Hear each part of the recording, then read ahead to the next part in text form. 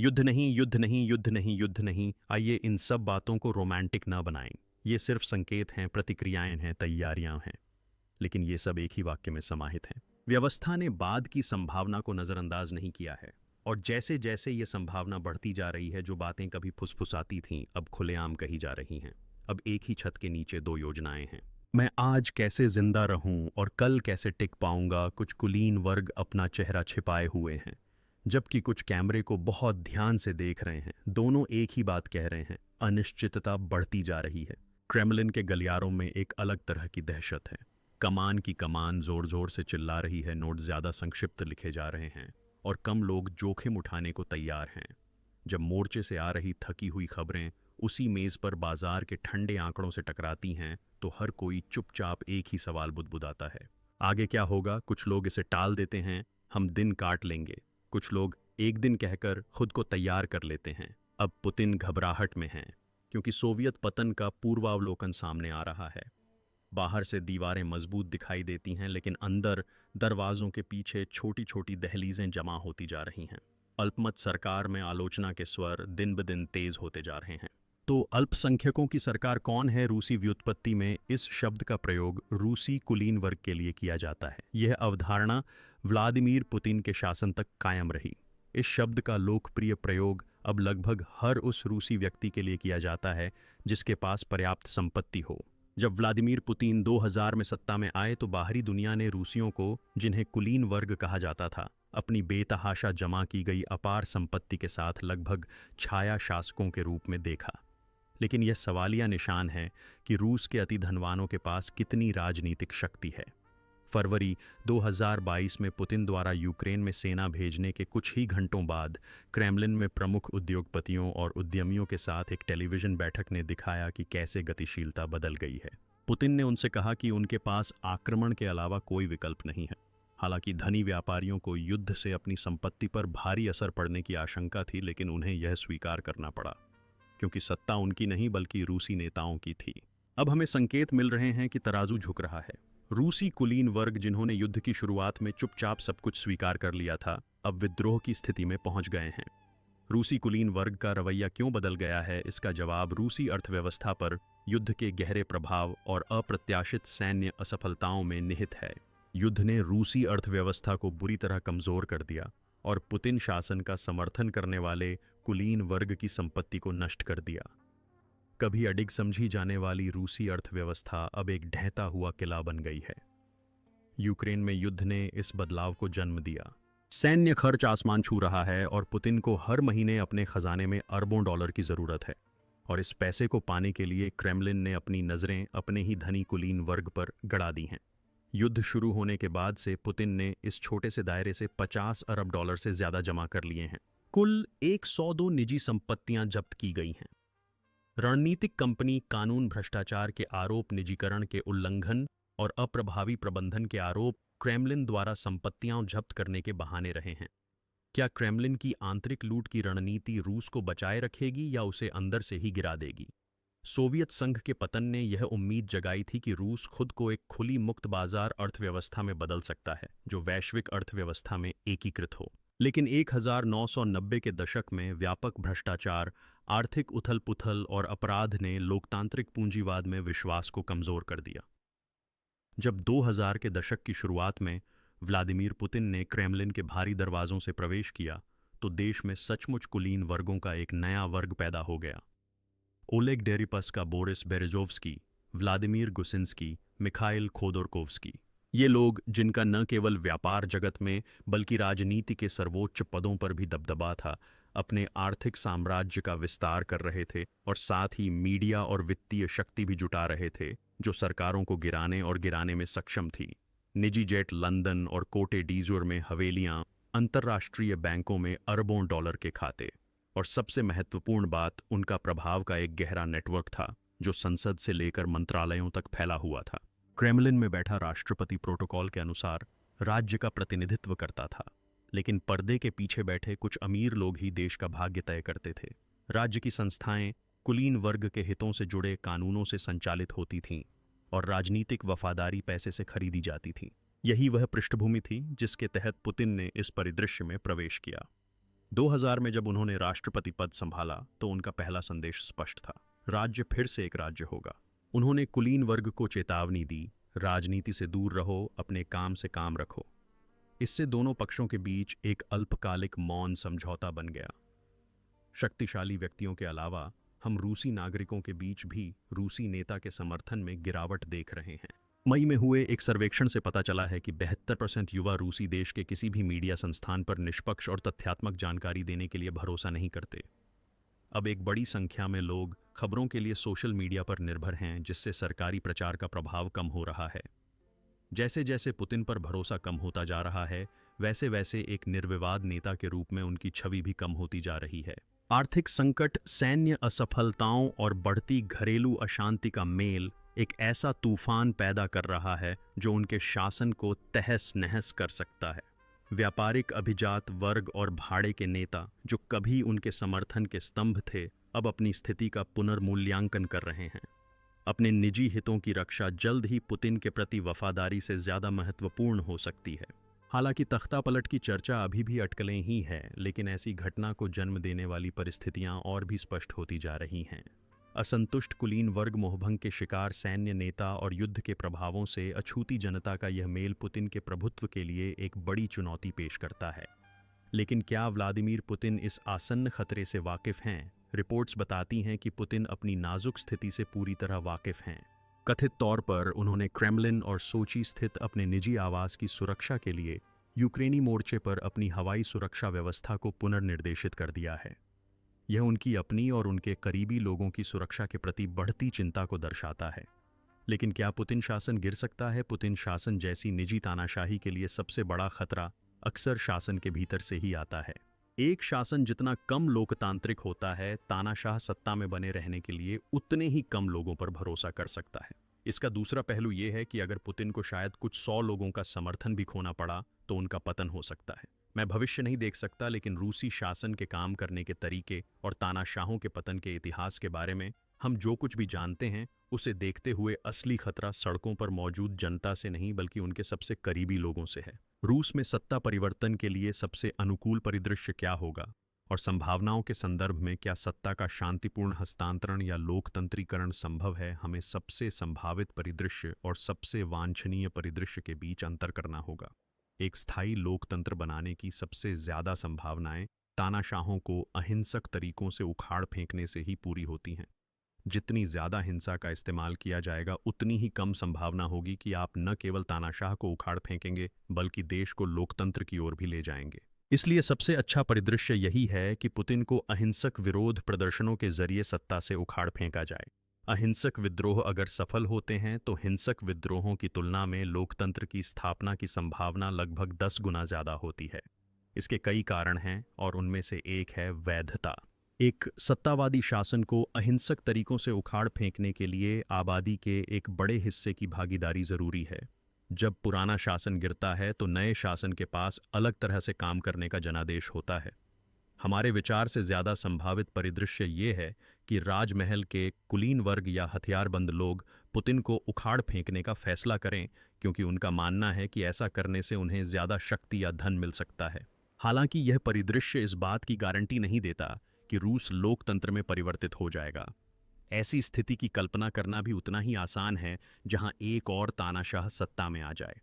रूसी क्रांति जब तक कुलीन वर्ग क्रेमलिन द्वारा खींची गई लाल रेखाओं को पार नहीं करते थे, तब तक वे अपनी संपत्ति की रक्षा करने और राज्य की छाया में बढ़ने में सक्षम थे। बदले में पुतिन ने उन्हें कानूनी सुरक्षा और एक स्थिर कारोबारी माहौल प्रदान किया, और देश की अर्थव्यवस्था में लगातार वृद्धि हुई, जिसका एक कारण तेल की ऊंची कीमतें भी थीं। रूसी नेता ने अर्थव्यवस्था को 1999 में 200 अरब डॉलर से बढ़कर 2008 में 1.8 ट्रिलियन डॉलर तक पहुंचते देखा। अंतर्राष्ट्रीय मुद्रा कोष के आंकड़ों के अनुसार 2008 और 2022 के बीच अर्थव्यवस्था 2.3 ट्रिलियन डॉलर तक पहुंच गई। लेकिन यह संतुलन नाजुक था और पहला मौका मिलते ही टूट गया। जैसे जैसे पुतिन ने अपनी सत्ता के इर्द गिर्द राज्य का पुनर्निर्माण किया, उन्हें सत्ता के ये समानांतर केंद्र एक खतरे के रूप में दिखाई देने लगे। मिखाइल खोदोरकोव्स्की के नेतृत्व में तेल की दिग्गज कंपनी यूकोस पर हुए संघर्ष ने क्रेमलिन और कुलीन वर्ग के बीच एक अदृश्य युद्ध की शुरुआत कर दी। जब खोदोरकोव्स्की ने राजनीतिक सुधारों की मांग शुरू की तो उनकी अरबों डॉलर की कंपनी जब्त कर ली गई और उन्हें साइबेरिया की एक जेल में भेज दिया गया।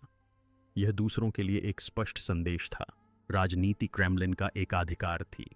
उस दिन से या तो पुतिन के प्रति पूर्ण निष्ठा दिखाई जाती या पूरा साम्राज्य रातों रात ढह जाता।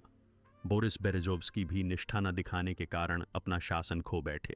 बेरेजोव्स्की 1990 के दशक के सबसे शक्तिशाली व्यवसायियों में से एक थे। वे गणित के क्षेत्र में पृष्ठभूमि वाले एक शिक्षाविद थे, लेकिन उन्होंने सोवियत संघ के पतन के बाद उभरे बेलगाम पूंजीवाद में अपनी दौलत बनाई। उन्होंने ऑटोमोटिव उद्योग से लेकर तेल कंपनियों, एयरलाइनों और मीडिया साम्राज्यों तक फैला एक नेटवर्क बनाया। उनका प्रभाव सिर्फ आर्थिक क्षेत्र तक ही सीमित नहीं था। उनके पास इतनी राजनीतिक शक्ति भी थी कि क्रेमलिन में कौन बैठेगा यह तय करने का अधिकार भी उनके पास था। 2000 में पुतिन के सत्ता में आने के पीछे वे सबसे प्रभावशाली लोगों में से एक थे।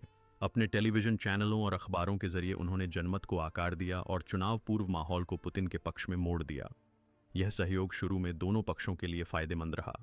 बेरेजोव्स्की ने एक कुलीन वर्ग के रूप में अपनी संपत्ति बढ़ाई, जिसका राज्य से कोई टकराव नहीं था और जिसे क्रेमलिन का समर्थन प्राप्त था, जबकि पुतिन ने एक मजबूत नेता की छवि पेश की जिसके पीछे व्यापारिक समुदाय का समर्थन था। लेकिन सत्ता का संतुलन बदलने का क्षण जल्दी ही आ गया। जब बेरेजोव्स्की ने क्रेमलिन की नीतियों, खासकर चेचन युद्ध और प्रेस की आज़ादी के मामले में की आलोचना शुरू की, तो पुतिन की सहनशीलता अचानक कम हो गई। राज्य ने उनकी सबसे बड़ी ताकत मीडिया को निशाना बनाया। उनके नियंत्रण वाला ऑनर्ट टेलीविजन चैनल दबाव और कानूनी दांवपेंचों के जरिए राज्य के नियंत्रण में आ गया। इसके बाद उनकी तेल कंपनियों और अन्य निवेशों पर कर जांच और मुकदमे शुरू हो गए। 2001 में क्रेमलिन के सबसे शक्तिशाली सहयोगियों में से एक बेरेजोव्स्की को तुरंत दुश्मन घोषित कर दिया गया। वह अपनी संपत्ति का एक बड़ा हिस्सा छोड़कर लंदन भाग गया। रूस में उसके खिलाफ गिरफ्तारी वारंट जारी किया गया। उन पर उनकी अनुपस्थिति में मुकदमा चलाया गया। निर्वासन के दौरान उन्होंने रूस के खिलाफ राजनीतिक अभियान चलाए, अंतर्राष्ट्रीय अदालतों में मुकदमे दायर किए और अपने घटते प्रभाव को बनाए रखने की कोशिश की।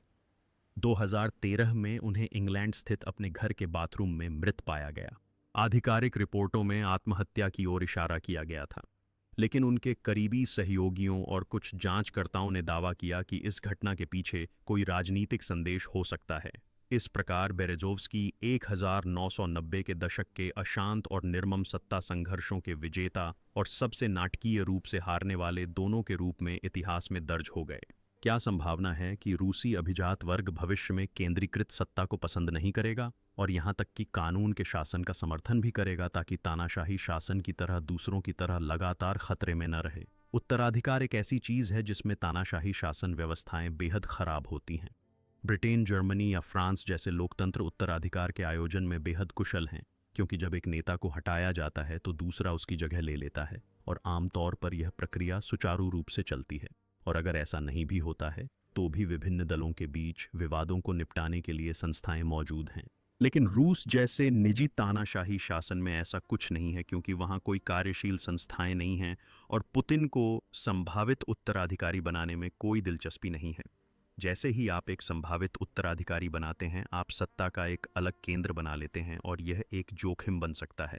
यह कोई नई समस्या नहीं है, यह पूरे इतिहास में मौजूद रहा है।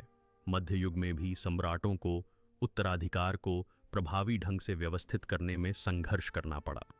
जब आप इन तानाशाहों या राजाओं के आसपास के शासक वर्ग को देखते हैं तो उनकी चिंता अक्सर किसी व्यक्ति विशेष के लिए नहीं, बल्कि व्यवस्था के निरंतर अस्तित्व के लिए होती है। यह व्यवस्था ही है जो उन्हें शक्ति और समृद्धि के अवसर प्रदान करती है। अगर कल पुतिन की दिल का दौरा पड़ने से मृत्यु हो जाती है तो सबसे संभावित परिदृश्य ये है कि शासन के अभिजात वर्ग किसी नए व्यक्ति के इर्द गिर्द इकट्ठा होने की कोशिश करेंगे, जो शासन पर शासन करना जारी रखेगा। निस्संदेह यह दुस्वप्न परिदृश्यपूर्ण पतन का होगा, जो एक मुक्त पतन की ओर ले जाएगा, जहां हालात गृहयुद्ध तक बढ़ सकते हैं। मुझे लगता है कि पुतिन का पद छोड़ने का तरीका बहुत कुछ इस बात पर निर्भर करता है। एक सिद्धांत यह है कि अगर तानाशाहों को प्राकृतिक कारणों से मरने दिया जाता है तो इसका आमतौर पर मतलब होता है कि सत्ताधारी अभिजात वर्ग ने पहले से ही किसी ऐसे व्यक्ति की पहचान कर ली है जो सर्वसम्मति से उम्मीदवार बन सकता है। ऐसा इसलिए है क्योंकि अगर उनके मन में ऐसा कोई व्यक्ति नहीं है तो तानाशाह के कमज़ोर होने के लक्षण दिखते ही उनके पास उसके खिलाफ कार्रवाई करने का एक मजबूत प्रोत्साहन होता है। हम इतिहास में इस तंत्र को बार बार काम करते हुए देखते हैं। पुतिन के लिए इस समय सबसे बड़ा खतरा हथियारबंद लोगों से है। दुष्प्रचार कई लोगों को कई बातों पर राजी कर सकता है, लेकिन अगर यूक्रेनियन बढ़त हासिल कर लेते हैं और रूसी सेना को पीछे धकेल देते हैं, तो मैं एक ऐसी स्थिति की कल्पना कर सकता हूं जिसमें हथियारबंद लोगों को एहसास होगा कि ये सारी लड़ाई और मारकाट व्यर्थ थी। उस स्थिति में पुतिन को उनके ही सैनिकों या भाड़े के सैनिकों द्वारा पदच्युत किया जा सकता था। हम पहले भी अस्थिरता के दौर देख चुके हैं। वैगनर का मॉस्को पर आक्रमण तब तक असंभव लग रहा था जब तक कि ऐसा नहीं हुआ। इसलिए अप्रत्याशित घटनाएं हर समय होती रहती हैं और इनका पूर्वानुमान लगाना बेहद मुश्किल होता है। पुतिन के लिए एक और गंभीर समस्या तब पैदा हो सकती है जब उन्हें स्वास्थ्य संबंधी समस्याएं हों। तानाशाह अक्सर अपनी स्वास्थ्य समस्याओं को न केवल जनता से बल्कि राजमहल के कुलीन वर्ग से भी छिपाने की पूरी कोशिश करते हैं। वजह साफ है, उम्मीदें मायने रखती हैं। अगर आप उन लोगों में से हैं जो पुतिन को सत्ता में बनाए रखते हैं, तो आप सिर्फ आज क्या हो रहा है इसमें ही दिलचस्पी नहीं रखते, बल्कि ये भी सोचते हैं कि कल या 1 साल बाद क्या होगा। उदाहरण के लिए, अगर पुतिन को कैंसर होने की बात पता चलती है और यह बात सार्वजनिक हो जाती है, तो उनके आसपास के कुछ लोग यह तय कर सकते हैं कि अब उनका समर्थन करना जोखिम उठाने लायक नहीं है। फिर वे किसी और का समर्थन करने का फैसला कर सकते हैं। सत्ता के संतुलन को बदलने और अभिजात वर्ग के मूड को प्रभावित करने के लिए आम लोग या नागरिक समाज क्या कर सकते हैं? सच कहें तो आम रूसियों का प्रभाव बहुत सीमित है, और यह जाहिर है कोई संयोग नहीं है, क्योंकि रूसी सरकार ने सड़कों से खतरे को कम करने की कोशिश में बहुत समय और संसाधन खर्च किए हैं। आमतौर पर ऐसा परिदृश्य हो सकता है जहां नागरिक समाज लामबंद होकर लोगों को सड़कों पर उतार दे। जैसे जैसे संख्या बढ़ती है, शासन को निर्णय लेने के लिए मजबूर होना पड़ता है। या तो विरोध प्रदर्शनों को जारी रहने दें या उनके साथ सख्ती से पेश आएं। अगर कोई तानाशाह विरोध प्रदर्शनों को जारी रहने देता है, तो इससे जनता को यह पता चलता है कि वह कमज़ोर है और देश को नियंत्रित नहीं कर सकता, जो उसके लिए एक बुरा परिणाम है। लेकिन अगर वह हिंसा का सहारा लेता है और प्रदर्शनकारियों पर गोली चलाता है, तो उसे प्रतिक्रिया का खतरा होता है। इससे शासन में फूट पड़ सकती है, और आप इसे बार बार देखते हैं। ये सभी लोग सड़कों पर हैं। जब शासन अपनी ताकत दिखाने के लिए गोली चलाने पर मजबूर होता है, तो शासन के भीतर कुछ लोग ऐसा करने से इनकार कर सकते हैं। हो सकता है सैनिक आदेश मानने से इनकार कर दें, या पुलिस वाले महिलाओं को पीटने से इनकार कर दें, या हो सकता है कि महल में कोई कहे, देखो मैं नहीं मानूंगा। लेकिन आज के रूस में समस्या ये है कि सड़कों पर विरोध प्रदर्शन के लिए बड़ी संख्या में लोगों को जुटाना भी बेहद मुश्किल है, क्योंकि विरोध प्रदर्शन के जोखिम इतने ज़्यादा हैं कि बहुत कम लोग जोखिम उठाने को तैयार होते हैं। और जाहिर है यह पूरी तरह से समझ में आता है। ऐसा लगता है कि युद्ध के बावजूद रूस अभी भी युद्ध और अर्थव्यवस्था दोनों के प्रबंधन के लिए कम से कम आर्थिक क्षेत्र में टेक्नोक्रेट्स पर निर्भर है। सत्ता में टेक्नोक्रेट्स की भूमिका के बारे में आप क्या कह सकते हैं? यह समझना ज़रूरी है कि अक्षमता तानाशाही की एक बुनियादी विशेषता है। तानाशाह सत्ता की रक्षा को सबसे ऊपर रखते हैं, और सत्ता में बने रहने के लिए उन्हें बस कुछ ही लोगों को खुश करने की ज़रूरत होती है। इसी वजह से वे उन लोगों को बढ़ावा देते हैं जो खेल में माहिर होते हैं। इन व्यवस्थाओं में कामयाब वही लोग होते हैं जो तानाशाह को बुरी खबर नहीं सुनाते। इसके बजाय वे उसे यह यकीन दिलाने की कोशिश करते हैं कि सब कुछ योजना के मुताबिक चल रहा है। उदाहरण के लिए, यूक्रेन पर 3 दिनों में कब्जा कर लिया जाएगा। जाहिर है इन नियमों के अनुसार खेलने में माहिर होना ज़रूरी नहीं कि काबिलियत से जुड़ा हो, लेकिन रूस में इन टेक्नोक्रेट्स के साथ जो कुछ आप देख रहे हैं वो एक तानाशाही व्यवस्था में लगभग कभी देखने को नहीं मिलता। यह मान्यता कि कुछ क्षेत्र इतने महत्वपूर्ण हैं कि उन्हें उन चापलूसों द्वारा नहीं संभाला जा सकता जो सिर्फ सत्ता के करीब रहना चाहते हैं। उन्हें ऐसे लोगों द्वारा चलाया जाना चाहिए जो वास्तव में जानते हों कि वे क्या कर रहे हैं, क्योंकि अगर आप इन क्षेत्रों का प्रभार किसी अयोग्य व्यक्ति को सौंपते हैं तो खतरा बहुत वास्तविक हो सकता है। संक्षेप में, अभी हम शीत युद्ध के बाद के दौर को लोकतंत्र की विफलता के रूप में देखते हैं, लेकिन शायद अब से 100 साल बाद हम पीछे मुड़कर देखेंगे कि हालांकि वह एक अशांत दौर था, लेकिन पुतिन की वजह से सोवियत संघ से लोकतंत्र में संक्रमण सहज नहीं था। हालांकि इस अवधि को अंततः एक स्थायी लोकतंत्र के बीज बोने के रूप में देखा जा सकता है। तो इस मुद्दे पर आपकी क्या राय है? अगर आप टिप्पणियों में बताएं तो हमें खुशी होगी।